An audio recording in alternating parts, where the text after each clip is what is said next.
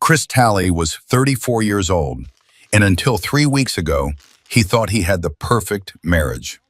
Then he watched his wife of 7 years drug his evening tea while he stood in the hallway outside their kitchen, and everything he believed about his life shattered like glass. Chris worked as a financial analyst for a mid-sized investment firm in Charlotte, North Carolina, pulling in around $85,000 a year, decent money, enough to afford their 3-bedroom house in a quiet suburban neighborhood and maintain a comfortable lifestyle.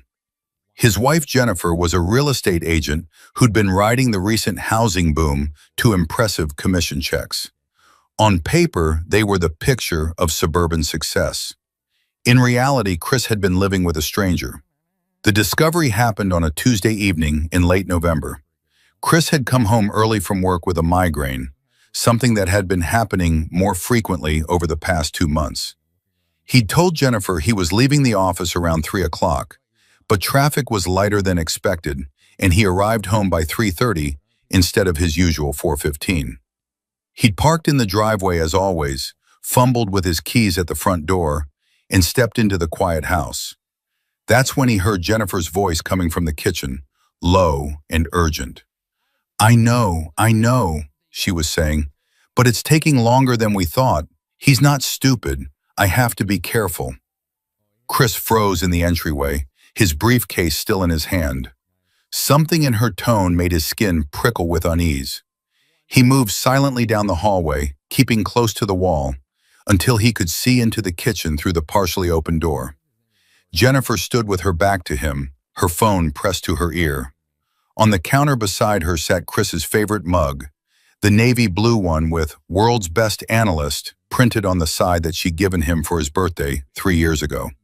Steam rose from it. She'd already made his tea. The pills work perfectly, Jennifer continued, her voice dropping to barely above a whisper. He's out cold every night by 8:30. I just need a few more weeks to get everything in place, and then we can move forward with the plan. Chris's heart hammered against his ribcage. Pills? What pills? He watched, unable to move, as Jennifer ended the call and reached into her pocket. She pulled out a small, orange prescription bottle, shook 2 white tablets into her palm, and dropped them into Chris's tea.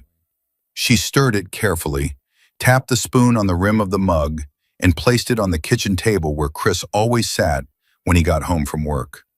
The migraine that had sent Chris home early suddenly felt like a blessing and a curse. A blessing because he'd discovered this before whatever plan Jennifer had could come to fruition. A curse because the woman he'd loved since college, the woman he'd built a life with, was drugging him. Chris backed away from the kitchen as quietly as he'd approached, his mind racing. He slipped out the front door, closed it silently, and sat in his car for 10 minutes, trying to control his breathing and figure out what to do next.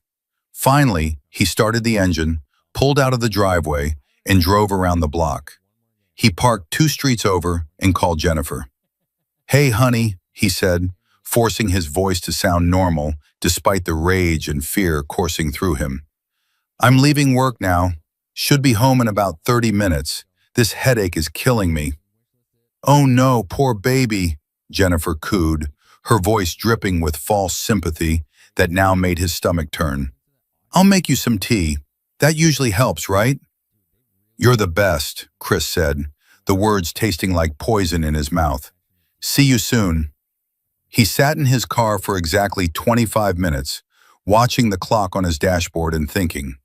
Then he drove home, parked in the driveway, and walked through the front door like a man who suspected nothing. If you enjoy stories about betrayal and shocking family secrets, like this video and subscribe to the channel now. There are brand new stories here every day, each one more intense than the last one. And tell me where you are watching from.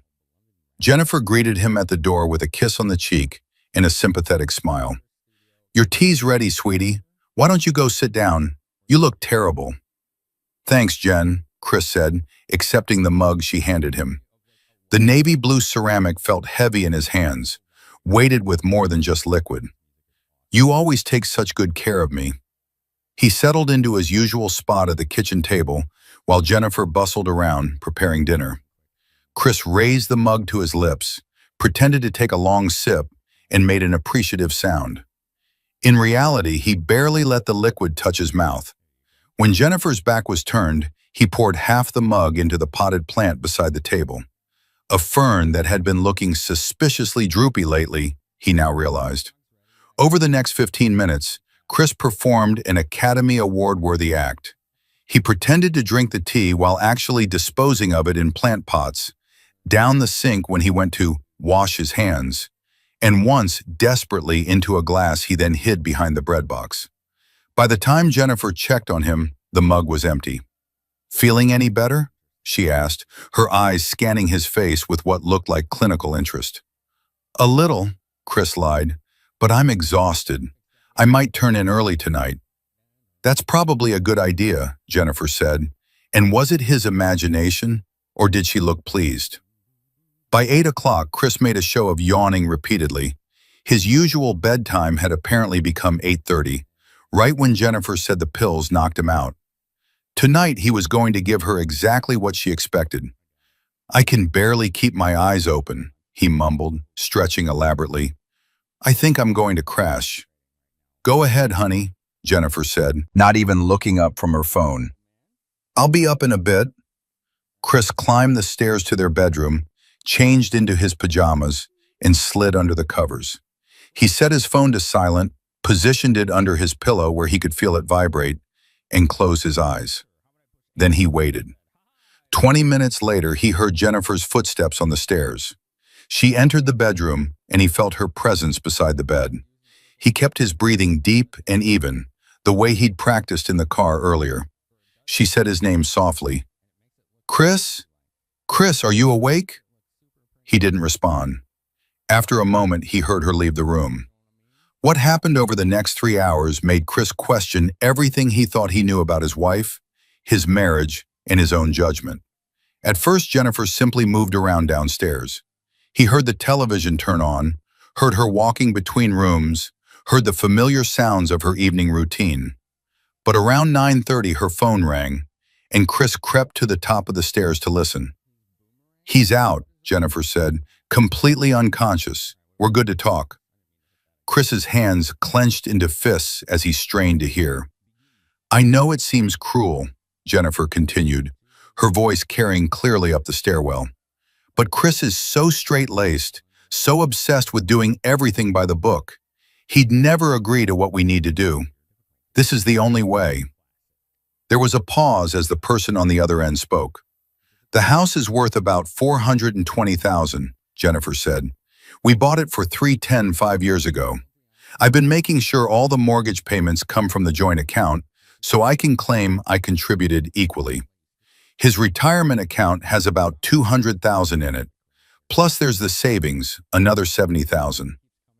Chris felt like he'd been punched in the gut. She was planning to divorce him and calculating her take. "No, he has no idea," Jennifer laughed.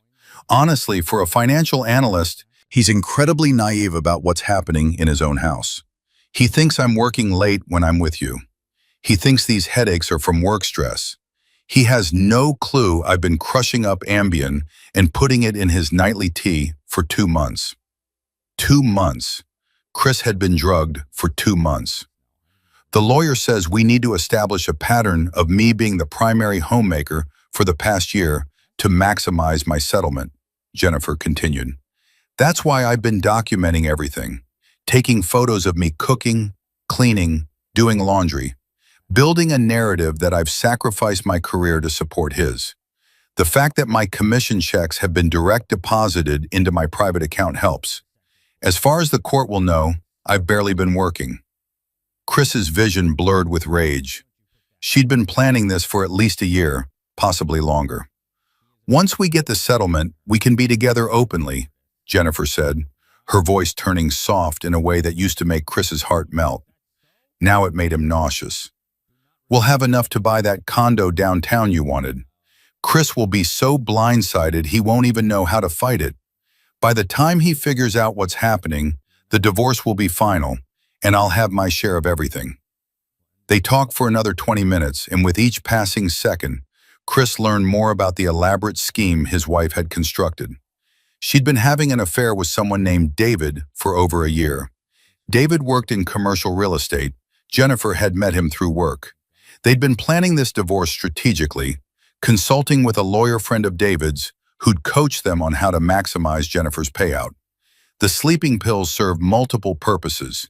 They kept Chris compliant and unaware, prevented him from noticing Jennifer's late-night phone calls and unexplained absences, and established a pattern that Jennifer could potentially use to claim Chris had dependency issues or health problems that made him an unreliable spouse.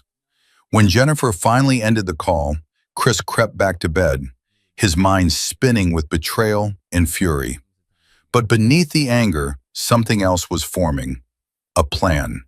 Chris Talley might have been naive, but he was also very, very good with numbers, patterns, and strategy. Jennifer had made one critical mistake. She'd underestimated him. She thought he was a clueless fool who'd roll over and accept whatever she decided to do. She had no idea what was coming. Chris lay in the dark, listening to Jennifer move around downstairs, and began cataloging everything he knew. He worked in finance. He understood money trails, documentation, and legal frameworks better than most people. He had skills Jennifer didn't even know he possessed. They had no idea what he was capable of when pushed. Around 11 o'clock, Jennifer came to bed. She slid under the covers beside him, and Chris had to force himself not to recoil from her touch. She curled against his back like she had 1,000 times before and whispered, "Sleep well, Chris." It took every ounce of self-control he possessed not to confront her right then. But Chris knew that emotional reactions led to poor outcomes. He needed to be smart. He needed to be strategic. The next morning, Chris woke at his usual 6 o'clock and went through his normal routine. He showered, dressed, ate the breakfast Jennifer prepared, and accepted his morning coffee without hesitation. He'd been paying attention, and she only drugged the evening tea. He kissed her goodbye and headed to work like nothing had changed. But everything had changed. At his office, Chris sat down at his computer and started researching. North Carolina was an equitable distribution state, but fault could matter in divorce proceedings. Adultery was still grounds for divorce in North Carolina, and it could impact alimony awards.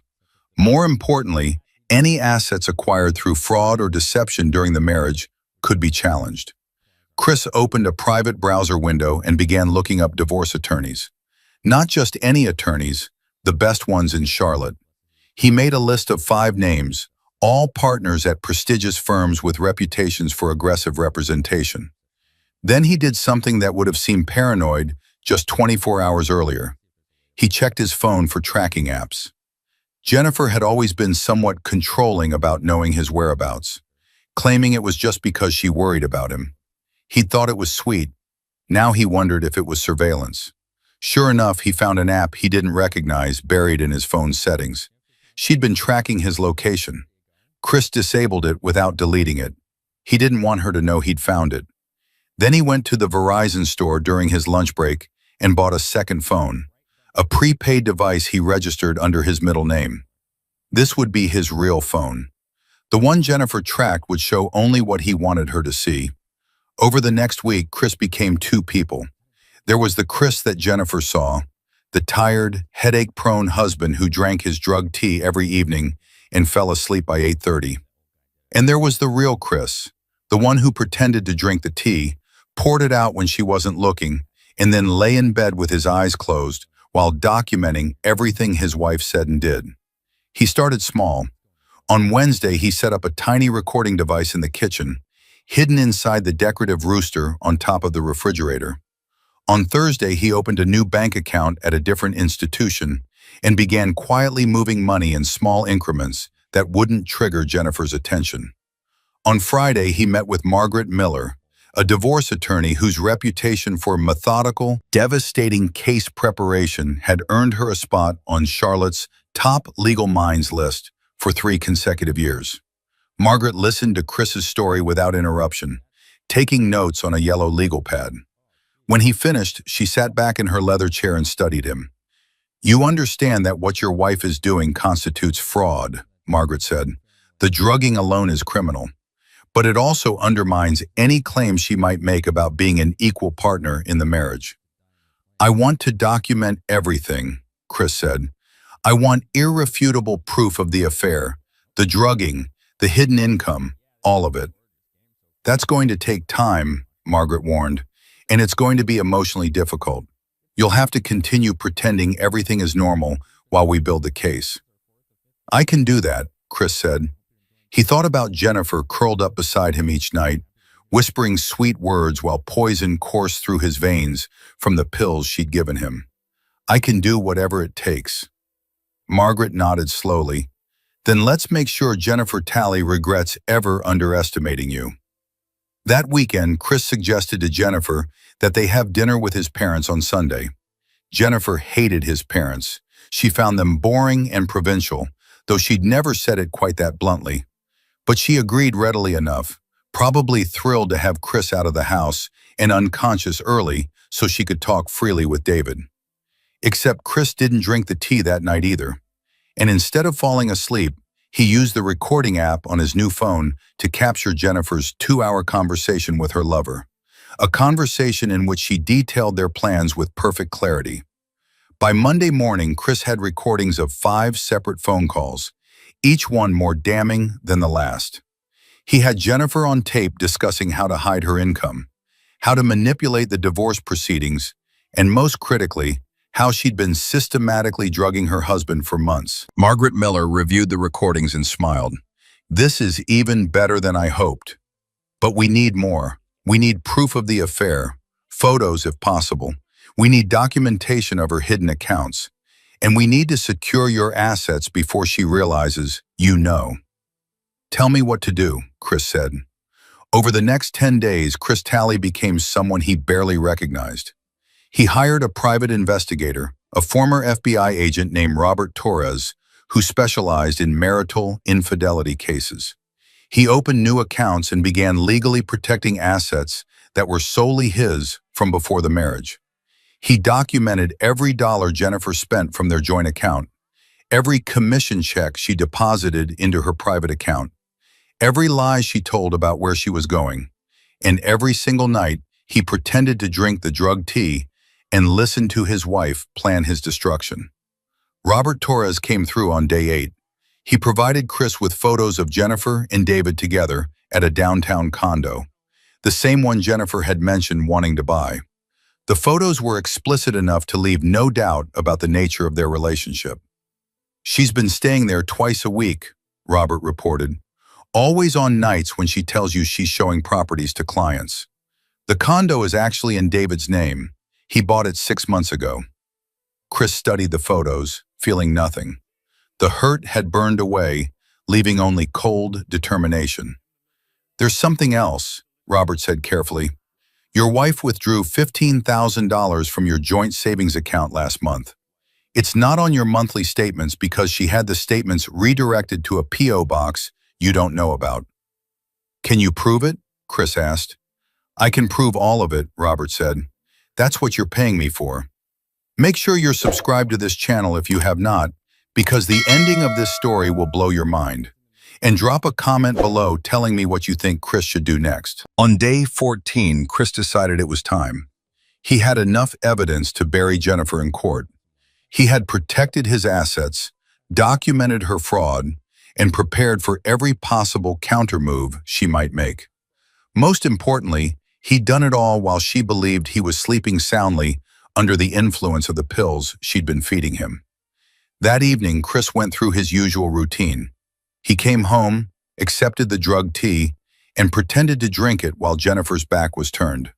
He feigned exhaustion and headed upstairs at 8:15, even earlier than usual. You feeling okay? Jennifer asked, and Chris could hear the false concern in her voice. Just tired, he mumbled. Long day. Sleep well, honey, she said, and Chris detected the faintest note of triumph in her tone. He went to the bedroom, changed into his pajamas, and got into bed. He closed his eyes and waited. At 8:45, Jennifer's phone rang downstairs. Chris crept to the hallway and listened. He's out, Jennifer said. Listen, I've been thinking. I want to file next month. I'm ready to be done with this charade. Chris felt a surge of satisfaction. Next month she wanted to file, but he'd be filing first thing Monday morning. I know we said we'd wait until spring, but I can't do this anymore, Jennifer continued. Living with him, pretending I care, watching him shuffle around like a zombie every night from those pills. It's exhausting. She paused, listening. The lawyer says I should get at least half of everything, probably more given that I can claim I've been the homemaker. Chris is too nice to fight dirty. He'll probably just accept whatever terms I offer because he hates conflict. Chris smiled in the darkness. She was so wrong. I love you too, Jennifer said softly. Just a few more weeks and we can stop hiding. After she hung up, Chris waited another hour, then crept downstairs. Jennifer was asleep on the couch, the television playing softly. He moved silently through the house, checking one last time to make sure he had everything he needed. In Jennifer's home office, tucked in a locked desk drawer that Chris had learned to pick open with the help of a YouTube tutorial, he found a folder labeled D. Inside were printouts of emails between Jennifer and David, discussing their plans in explicit detail. There were also bank statements for Jennifer's private account, the one Chris wasn't supposed to know about, showing deposits totaling over $90,000 in commission income she'd hidden. Chris photographed every page with his phone, careful not to disturb the arrangement. Jennifer would never know he'd been here. As he slipped back upstairs, Chris felt something close to peace. The betrayal still hurt. It probably always would. But he'd done what needed to be done. He'd protected himself, documented everything, and prepared for war. Jennifer thought she was facing a man too weak to fight back. She was about to learn just how wrong she was. Monday morning arrived with crisp December sunshine, and Chris Talley woke up next to his wife with a calm sense of purpose he hadn't felt in 2 weeks.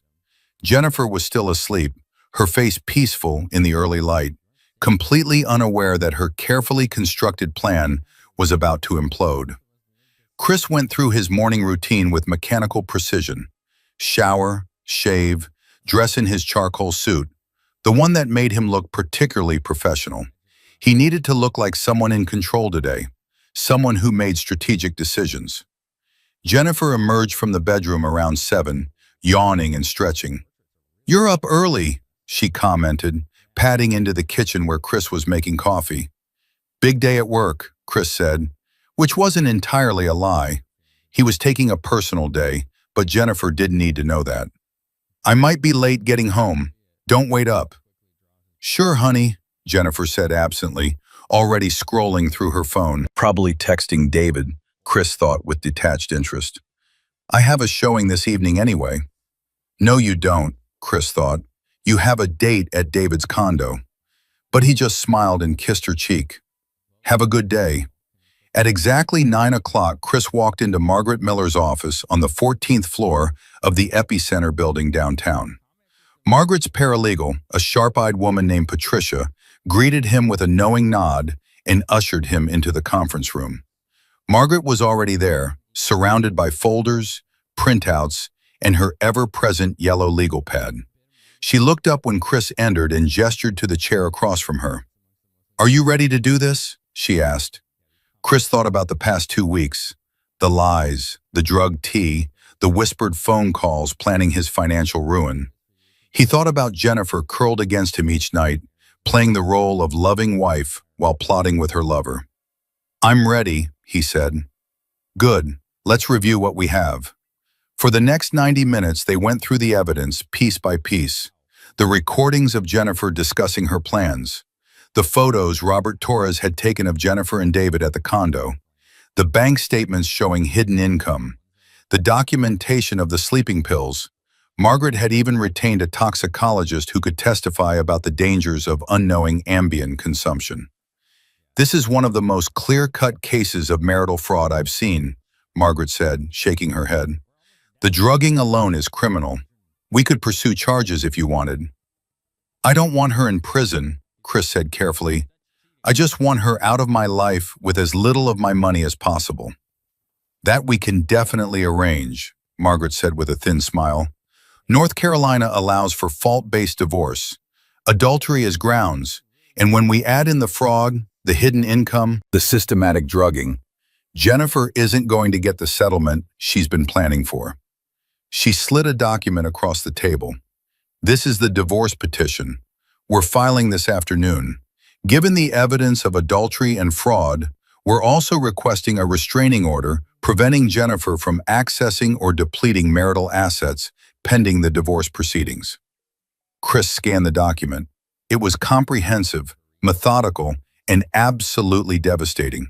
It laid out every detail of Jennifer's behavior, every lie, every manipulation. She's going to be served tomorrow morning at her office, Margaret continued. I recommend you not be home when that happens. In fact, I recommend you move out today and stay somewhere safe, your parents' house, a hotel, wherever.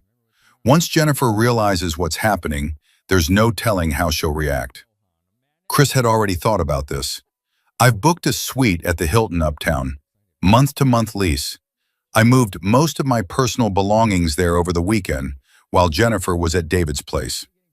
Margaret raised an eyebrow. You've been busy. You said to be prepared. I did, and you've exceeded expectations. Margaret closed the folder in front of her. One more thing. We're going to freeze the joint accounts and credit cards this afternoon as well. The restraining order gives us authority to do that given the evidence of hidden assets. Jennifer won't be able to access any marital funds until the court sorts out what belongs to whom. What about her private account? Chris asked. The one with $90,000 in it? That's going to be a problem for her, Margaret said with satisfaction. In North Carolina, income earned during the marriage is marital property, regardless of whose name is on the account. She hid that income, thinking it would protect it. Instead, she's going to have to explain to a judge why she concealed nearly $100,000 from her spouse. That's fraud, and it's going to impact the distribution significantly. Chris felt a weight lift from his chest. He'd been so worried that Jennifer's scheming would work, that he'd be the one left financially devastated. But Margaret Miller was showing him that the truth, backed by solid evidence, was a powerful weapon. There's one other element we should discuss, Margaret said, her voice turning more serious. Your wife has been committing a crime, drugging you without consent. I need to know if you want to pursue criminal charges. The district attorney would absolutely take this case given the evidence. Chris considered it. The idea of Jennifer facing criminal consequences was tempting, but it was also complicated. A criminal trial would be public, lengthy, and emotionally draining. Not right now, he said finally, but I want the option held in reserve. If Jennifer tries to fight dirty, if she tries to lie or manipulate the proceedings, then yes, I want her to know that criminal charges are on the table. Margaret made a note. Smart. We'll include language in our filing that makes it clear you're aware of the criminal nature of her actions and reserving the right to pursue charges. That should keep her honest. By noon, the divorce petition was filed with the Mecklenburg County Clerk of Court. By 2 o'clock, the restraining order on marital assets was in place. By 4 o'clock, Chris had officially moved into his hotel suite, a clean, modern space with floor-to-ceiling windows overlooking the city. He stood at those windows as the sun set, his phone in his hand, waiting. Jennifer's office closed at 5:30. She'd be heading to David's condo around 6, and she'd still have no idea that tomorrow morning, a process server would be waiting for her with papers that would destroy everything she'd been planning. His phone buzzed. A text from Jennifer. Running late, don't wait up for me. Love you. Chris didn't respond. There was nothing left to say. The next morning, Chris was in Margaret's office when Patricia burst in, grinning. She's been served. The process server just called. Apparently, she opened the papers in front of 3 colleagues and went white as a sheet. Any reaction? Margaret asked. She tried calling Chris immediately. When he didn't answer, she called David. Then she tried the joint bank accounts. Patricia's grin widened. That's when she discovered they were frozen. Chris's phone had been buzzing in his pocket for the past 10 minutes. He'd been ignoring it. Now he pulled it out and saw 17 missed calls from Jennifer, along with a string of increasingly frantic text messages. "Marcus, call me right now. What is this? Did you file for divorce? This is insane. Call me. We need to talk. Why are the accounts frozen? This is illegal. Marcus, please, let's talk about this like adults." Margaret read the messages over his shoulder and snorted. "Talk like adults? That's rich, coming from someone who's been drugging her husband for 2 months. Chris powered off his phone. What happens now? Now Jennifer gets her own lawyer, and they respond to our petition. Given the evidence, I expect her attorney will recommend she settle quickly and quietly. If this goes to trial, everything comes out publicly. The affair, the drugging, the hidden income. That's not going to look good for her, especially in her profession.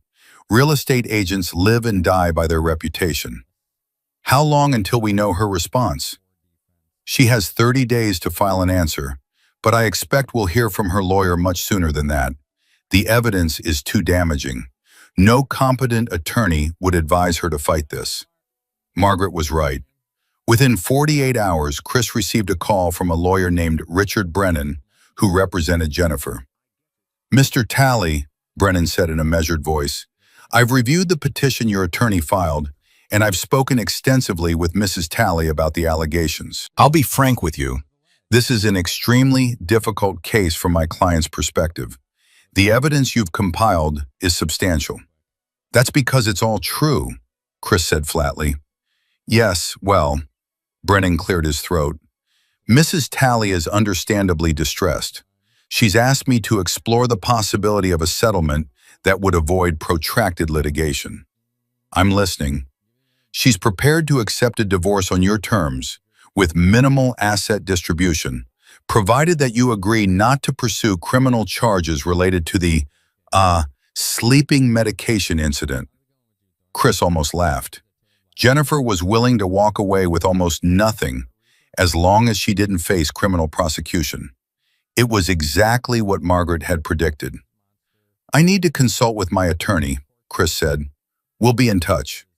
He hung up and immediately called Margaret, who cackled when he relayed the conversation. "She's terrified," Margaret said gleefully, "and she should be. Let's make an offer. We'll agree not to pursue criminal charges if she signs over her interest in the marital home, accepts a minimal share of the retirement accounts, and agrees to a full accounting of all her hidden income." "What does that mean in dollar terms?" Chris asked. "It means you keep the house, worth about $420,000, minus the mortgage balance of about $240. You keep your full retirement account, $200,000. You keep the marital savings account, $70,000. And Jennifer has to declare her private account as marital property, which means you get half, $45,000. Chris did the mental math. He'd be walking away from the marriage with significant assets intact, while Jennifer would get maybe 10% of what she'd been planning to take. If you're enjoying this story, hit that like button and let me know in the comments what you would have done in Chris's situation.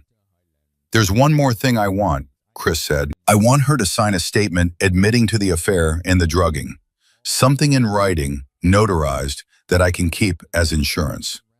"That's ambitious," Margaret said. "But given her fear of criminal prosecution, she might agree to it. Let me reach out to Brennan." The negotiations took another week.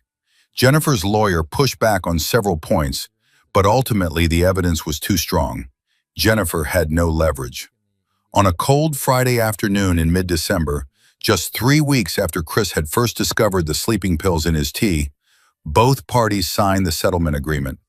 Chris got everything he'd asked for: the house, his retirement account, most of the savings, and half of Jennifer's hidden income. In exchange, he agreed not to pursue criminal charges. But the real victory was the notarized statement Jennifer had to sign. In careful legal language, it acknowledged her affair with David Monroe, her systematic drugging of Chris, and her attempts to defraud him during the divorce proceedings. It was a document that would follow her forever. insurance against any future lies or manipulations. Margaret shook Chris's hand in her office after the papers were signed. That was one of the most satisfying cases I've handled in years. You did everything right. You documented, you stayed calm, and you didn't let emotion cloud your judgment. I learned from the best, Chris said. What are you going to do now? Chris thought about it. The house felt empty without Jennifer, though perhaps it had always been empty, and he'd just been too blind to see it. The marriage he'd believed in had been a fiction for longer than he wanted to admit. I'm going to sell the house, he said finally. Too many bad memories. I'll find something smaller, something that's just mine. And I'm going to focus on work, on rebuilding my life. What about dating? Margaret asked with a slight smile. Chris laughed, but it was hollow. Eventually, but not for a while. I need to figure out how I missed all the signs, how I let myself be fooled for so long. Don't beat yourself up, Margaret said gently. People who want to deceive you will find a way. That's on them, not you. Chris nodded, but he wasn't sure he believed it. He'd spent 2 months being drugged and hadn't noticed.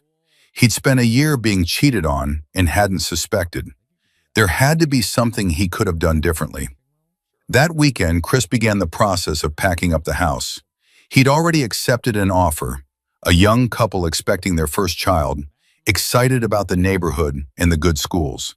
They reminded him of himself and Jennifer 7 years ago, full of hope and plans. He hoped they'd be smarter than he'd been. While packing Jennifer's old office, Chris found something that made him pause.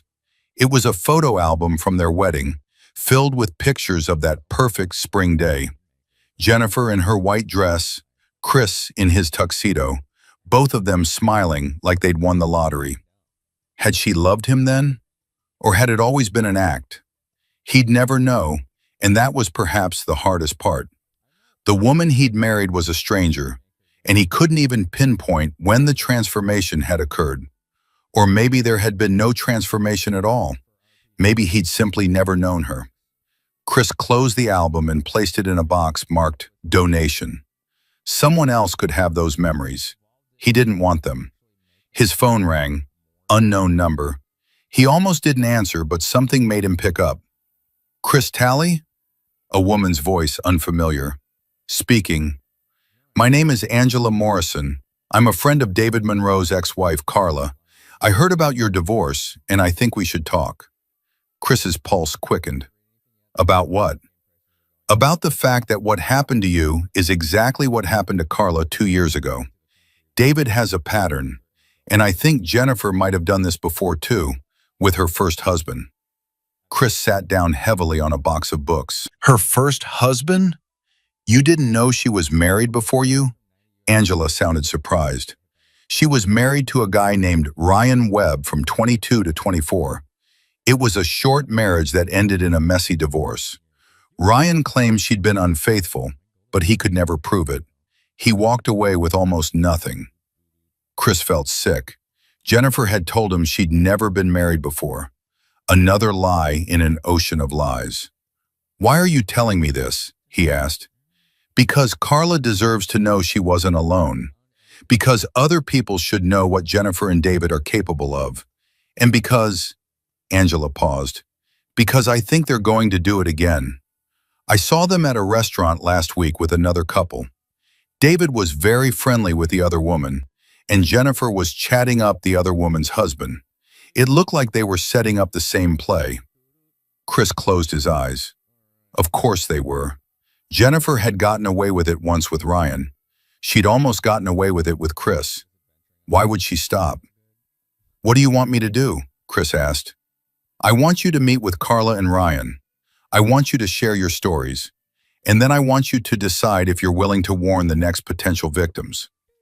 Chris thought about it. The divorce was over. He'd gotten his settlement.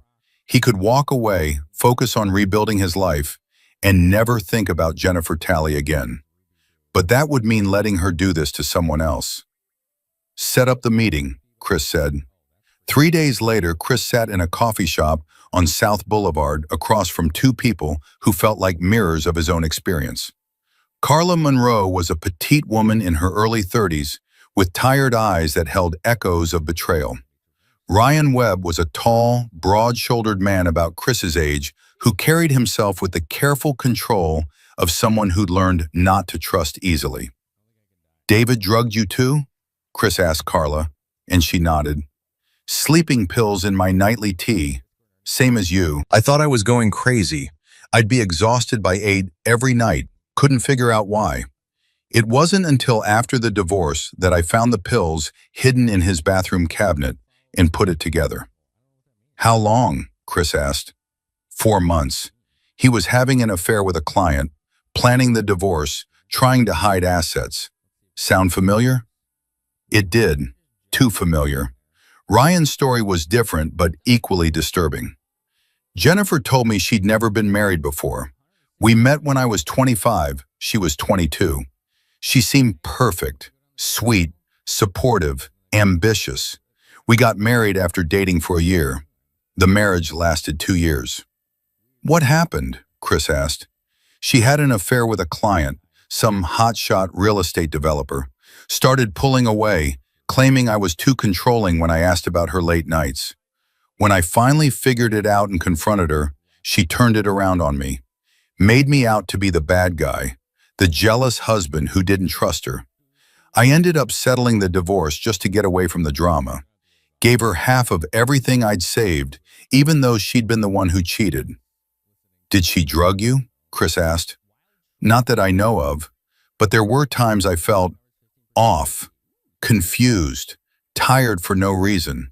I always attributed it to stress from the marriage, but now I wonder." The three of them sat in silence for a moment, united by their shared experience of being deceived by people they'd loved. "Angela said you think they're targeting another couple," Chris said finally. Carla nodded. "The Hendersons, Michael and Ashley, young couple, married 3 years, both working in finance. They met Jennifer and David at some networking event, and now they're all friendly, having dinners together, couples game nights. I've seen the photos on social media." "And you think Jennifer and David are setting them up?" "I know they are," Carla said flatly. "It's the exact same pattern. Befriend the couple, get close, then each of them targets one spouse. David goes after the wife, Jennifer goes after the husband. They break up both marriages, take what they can, and move on to the next victims." "That's sociopathic," Chris said. "Yes," Ryan agreed. "It is, and they're very good at it." "So what do we do?" Chris asked. "We can't just let them destroy another couple's lives." Carla pulled out her phone and showed Chris a screenshot. It was a text conversation between someone named Ashley and Carla. "Ashley, Carla, this is going to sound weird, but do you know David Monroe?" Carla, "I used to be married to him. Why?" Ashley, "He and his girlfriend Jennifer have been hanging out with me and my husband. They seem nice, but something feels off. I found your name in some old emails on David's laptop when I was helping him with something for work. It said you were his ex-wife. I just wanted to ask, is he a good person? Should I trust him?" Chris looked up. "She reached out to you?" "Yesterday," Carla confirmed. "She's already suspicious. She just doesn't know what she's suspicious of yet." "We have to tell her," Chris said. "We have to tell them both, Ashley and Michael, before it's too late."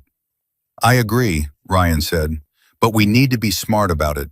If we just show up and make accusations, they might not believe us. Jennifer and David are very charming. They're good at making other people look crazy." "What if we show them the evidence?" Chris suggested. "I have recordings of Jennifer planning the divorce.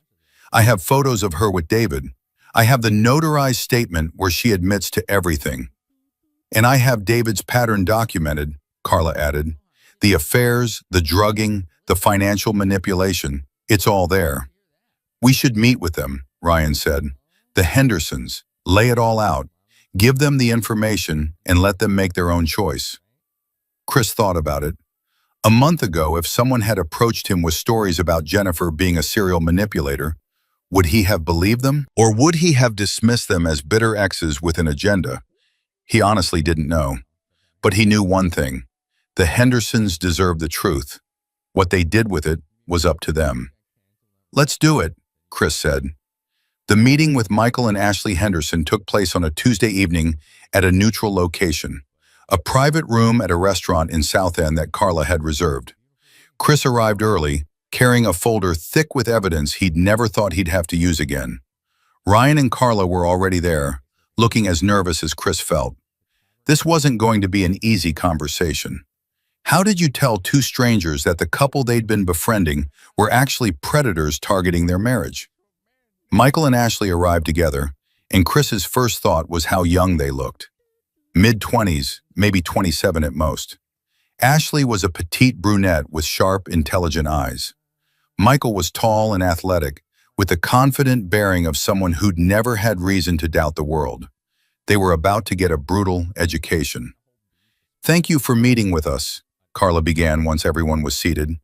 "I know Angela's message was vague, but we thought this was important enough to discuss in person." "She said it was about David and Jennifer," Ashley said, her voice cautious, "that they might not be who they seem to be." "They're not," Chris said bluntly.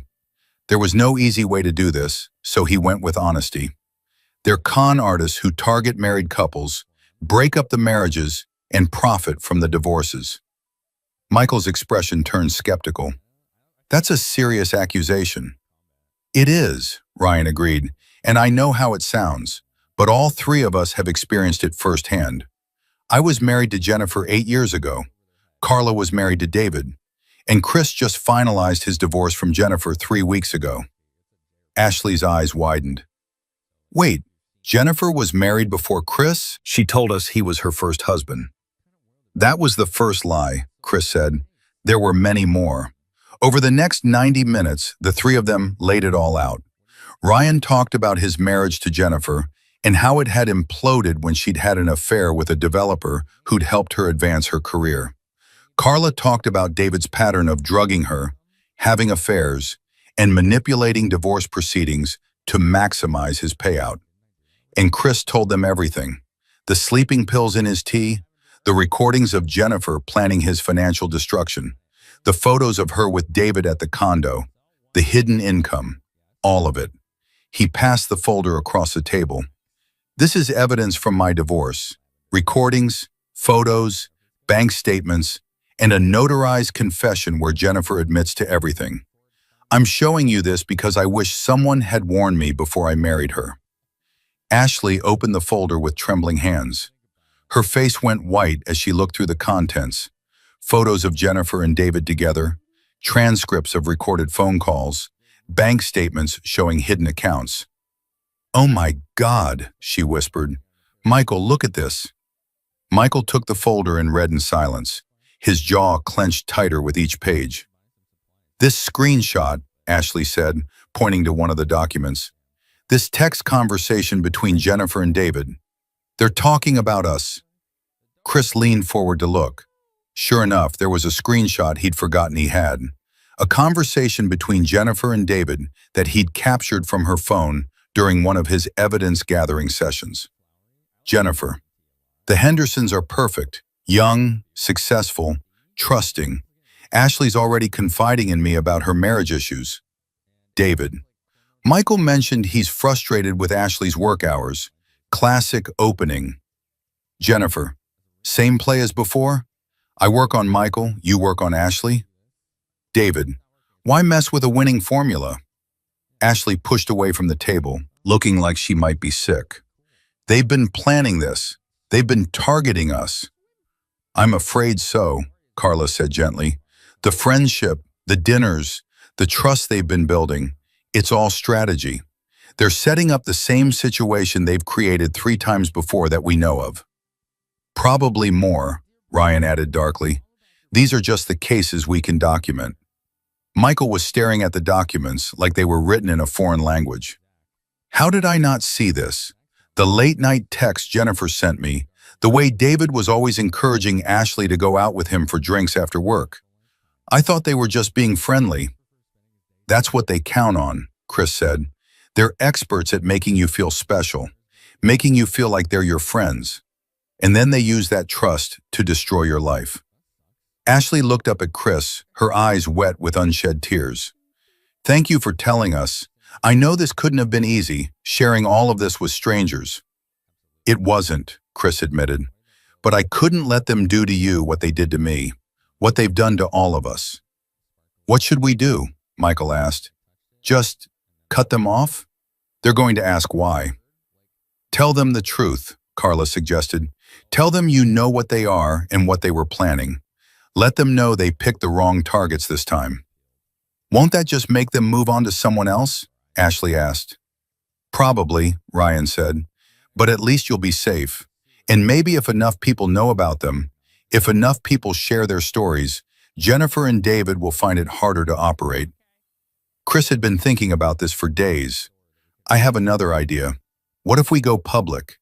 Not in a messy, dramatic way, but what if we compile all the evidence we have, all three cases, and present it as a pattern? We could file a formal complaint with the North Carolina Real Estate Commission. Jennifer's license would be at risk. We could contact David's employer, show them what he's been doing, make it harder for them to keep targeting people. That's nuclear, Ryan said slowly, but I like it. They've destroyed 3 marriages that we know of, Chris said, his voice hard. They drugged people, committed fraud, broke up families. Why should they get to keep doing it? Carla nodded. I'm in. I should have done something like this years ago. Maybe if I had, you wouldn't have had to go through this, Chris. You can't blame yourself for what they did, Chris said, but we can make sure they don't do it again. The group talked for another hour, strategizing. By the end of the evening, they had a plan. Michael and Ashley would confront Jennifer and David, making it clear they knew about the scheme. Meanwhile, Chris, Ryan, and Carla would work on compiling a comprehensive report documenting the pattern of behavior. 2 days later, Michael called Chris with an update. We met with Jennifer and David for dinner last night, told them we knew everything. How did they react? David tried to deny it at first, claimed it was all a misunderstanding from bitter ex-spouses, but when Ashley showed him the screenshots of his own text messages, he shut down. Jennifer started crying, saying she'd changed, that what she did to you was a mistake she regretted. Chris snorted. She regrets getting caught. That's what I told her, Michael said with grim satisfaction. Then I asked her why, if she regretted it so much, she was planning to do the exact same thing to us. She didn't have an answer for that. Are they still together? As far as I know. But here's the interesting part. David's wife, his current wife, I mean. Wait, Chris interrupted. David's married? Oh, you didn't know? Yeah, he married someone new about 6 months after his divorce from Carla. Woman named Stephanie, works in marketing. From what I understand, he met her while he was still with Jennifer. Chris's mind reeled. David had been cheating on Jennifer while they were planning to cheat together. It was almost poetic. Anyway, Michael continued, I did some digging. Stephanie has no idea about David's pattern. She thinks he's a devoted husband who was wronged by his ex-wife. Someone should tell her, Chris said. I agree. Want to do the honors? Chris thought about it. He'd already blown up his own life and helped save the Hendersons' marriage. Did he want to get involved in yet another mess? But then he thought about Stephanie, whoever she was, living in ignorant bliss with a man who was probably already planning her destruction. Send me her contact information, Chris said. Meeting Stephanie Monroe was like looking at a version of himself from 6 months ago. Hopeful, trusting, completely unaware that the person sleeping beside her each night was a monster. She agreed to meet Chris at a Starbucks near her office. Curious about why a stranger wanted to talk about her husband, Chris brought the folder. He was getting very practiced at this conversation. Your husband has a pattern, Chris began without preamble. He targets married women, has affairs with them, and helps them plan divorces where they maximize their financial payout. He's done it at least 3 times that I can document, and he's probably already planning to do it to you. Stephanie's perfectly made-up face went through a series of expressions. Disbelief, anger, and finally, horrible recognition. The business trips, she said quietly. The late nights, The way he's always texting someone he claims is a client. It's not a client, Chris said gently. It's probably Jennifer Talley, his most recent partner. Or maybe someone new, I don't know. But I know the pattern. He showed her everything. The evidence from his own divorce, Carla's testimony, the screenshots of David planning to target the Hendersons. Stephanie read it all with trembling hands. "I'm 3 months pregnant," she said finally, her voice hollow. "We just found out last week." David was so happy, or at least he seemed happy. Was that fake too? Chris felt a surge of anger toward David Monroe. A pregnant wife at home while he was out planning his next conquest. It was despicable. "I don't know if his happiness was fake," Chris said honestly. "I don't know David well enough to say, but I know he's capable of compartmentalizing his life in ways that most people can't. He can have a pregnant wife at home and still be plotting with his mistress. Those two things don't contradict each other in his mind." "What should I do?" Stephanie asked, and Chris heard the desperation in her voice. "That's not my decision to make," Chris said. "But if I were you, I'd protect myself. Get a lawyer, document everything, check your financial accounts, and decide whether you can trust a man who's made a career out of deception." Stephanie nodded slowly, her hand moving unconsciously to her still flat stomach. "Thank you for telling me. I know you didn't have to." "Yes, I did," Chris said, "because nobody told me, and I wish they had." Over the next month, the dominoes fell rapidly. Stephanie hired a divorce attorney, coincidentally the same firm where Margaret Miller worked, though Stephanie was assigned to a different partner who specialized in complex marital cases involving infidelity and hidden assets. The Real Estate Commission launched an investigation into Jennifer based on the complaint Chris, Ryan, and Carla filed jointly. David's employer, a major commercial real estate firm, was less than thrilled to learn their senior broker had been using his position to target married clients for affairs. Chris watched it all from a distance, focusing on rebuilding his own life. He sold the house in January and moved into a modern townhouse in Plaza Midwood, a neighborhood he'd always liked but Jennifer had thought was too urban. He threw himself into work, earning a promotion to senior analyst. He started therapy to process the betrayal and figure out how he'd missed the warning signs. And slowly, day by day, he healed. On a cold Tuesday in February, almost 3 months after he'd first discovered the sleeping pills in his tea, Chris received a letter at his new address. It was from Jennifer. He almost threw it away unopened. What could she possibly have to say that he wanted to hear? But curiosity won out. He opened it.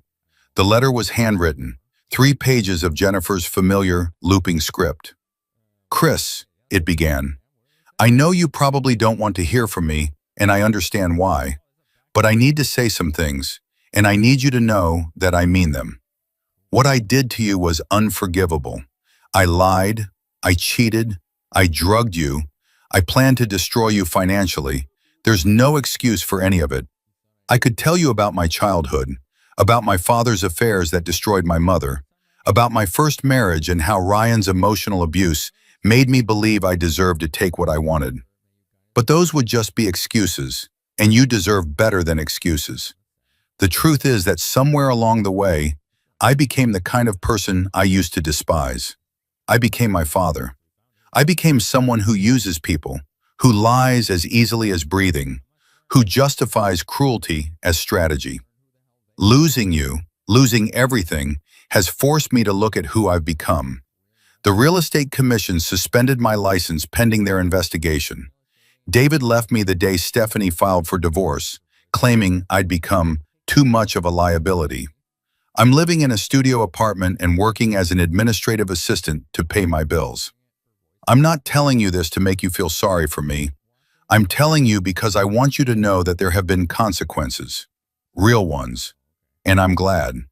I deserved every single one.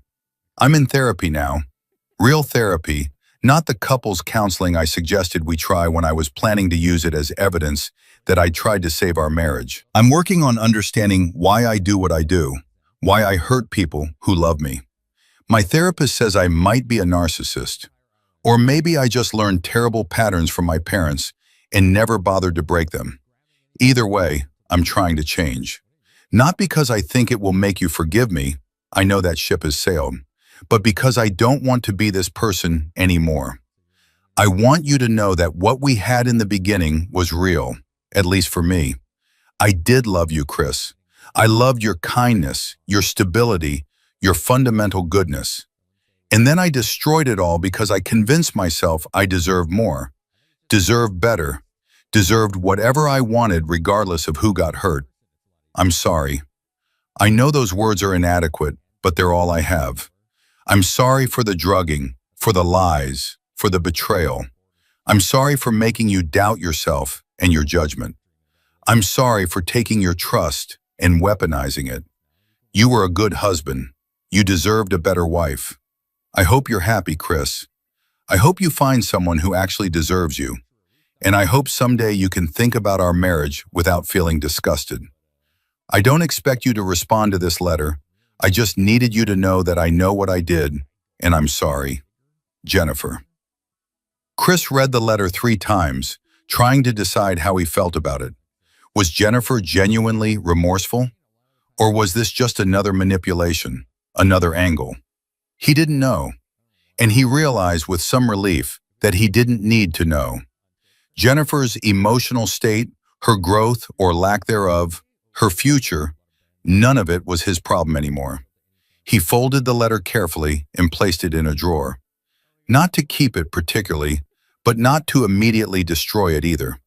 It was a piece of his history, a reminder of where he'd been and how far he'd come.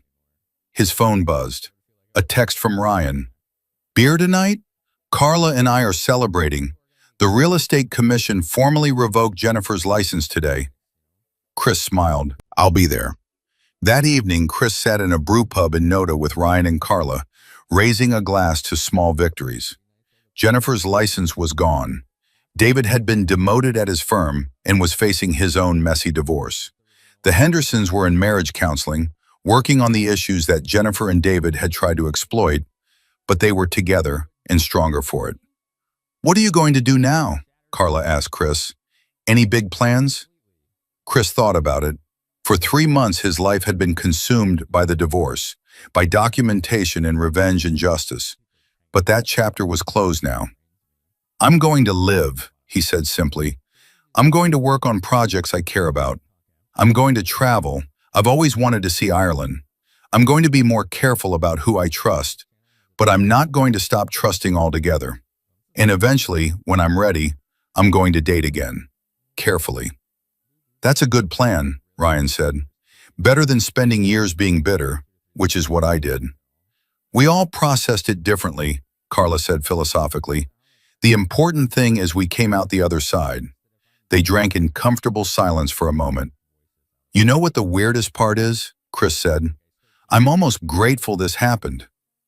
Ryan and Carla both looked at him like he'd lost his mind. Hear me out, Chris continued.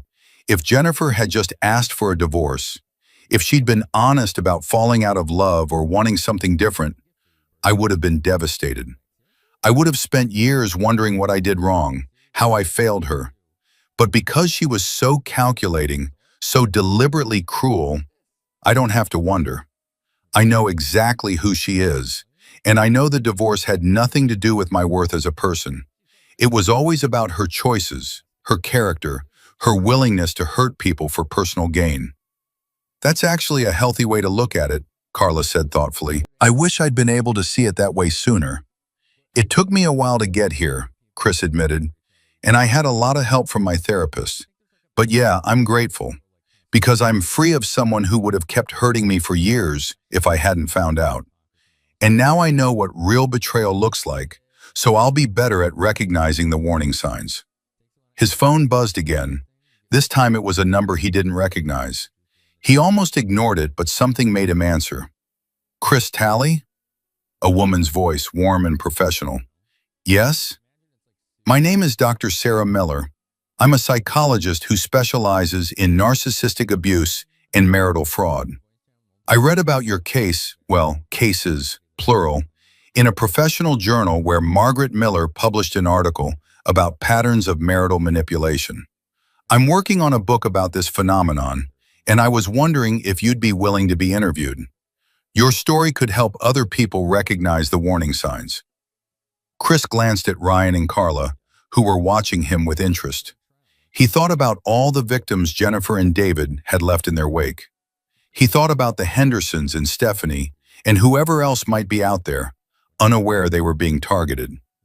"I'd be happy to help," he said. 6 months later, Chris stood in a bookstore in Charlotte, holding a copy of Dr. Sarah Miller's book, Married to a Stranger, Recognizing and Surviving Narcissistic Marital Fraud. His story was in Chapter 3, told with enough detail to be instructive, but with his name changed to protect his privacy. He'd read the chapter already, of course. Dr. Miller had sent him an advance copy, but seeing it in print, seeing his experience transformed into a cautionary tale that might help someone else, felt significant. His phone buzzed. A text from a number that wasn't stored in his contacts. "I saw the book. Thank you for helping other people avoid what I went through. Ashley Henderson." Chris smiled and typed back, "We all help each other. That's how we survive."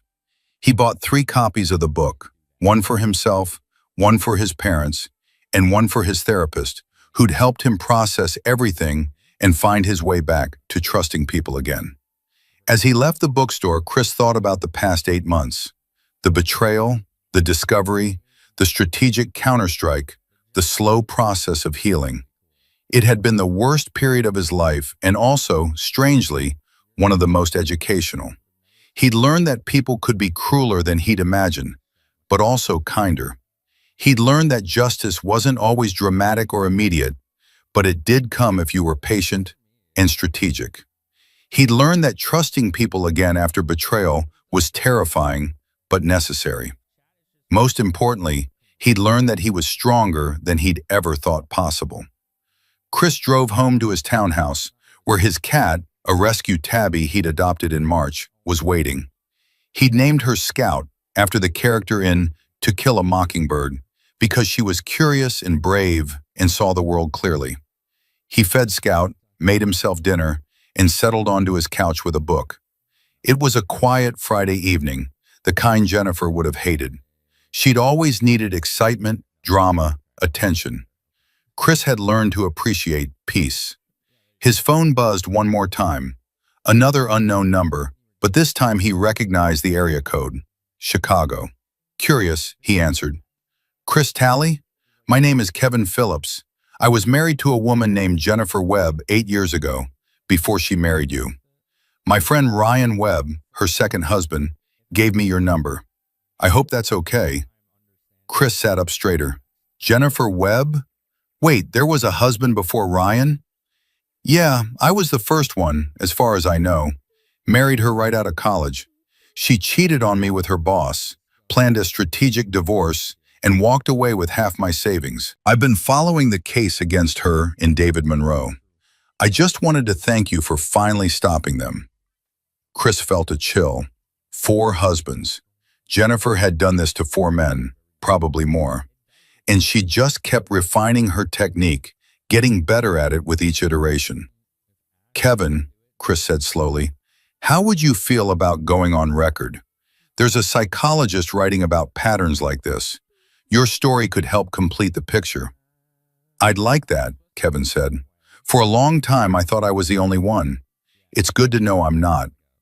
They talked for another 30 minutes, comparing notes, sharing stories. When Chris hung up, he felt something he hadn't expected. Closure. Jennifer Talley, or Webb, or whatever her real name was, had hurt a lot of people.